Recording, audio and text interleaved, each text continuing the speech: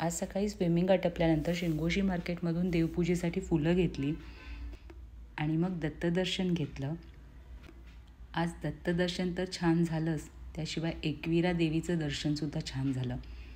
मी जेव्हा दर्शन घ्यायला गेले तेव्हा देवीची आरास पूर्ण झाली होती. इतकी सुंदर दिसत होती मूर्ती.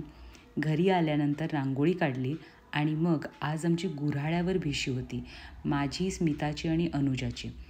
तिकडे गेलो होतो. गेल्याबरोबर मस्त उसाचा रस, शेंगदाणे आणि गुळ यावर ताव मारला.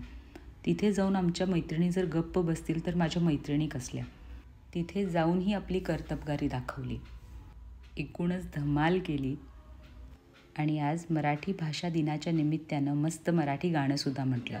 तुम्हीसुद्धा मला कमेंट बॉक्समध्ये तुमच्या आवडीचं मराठी गाणं नक्की सांगा.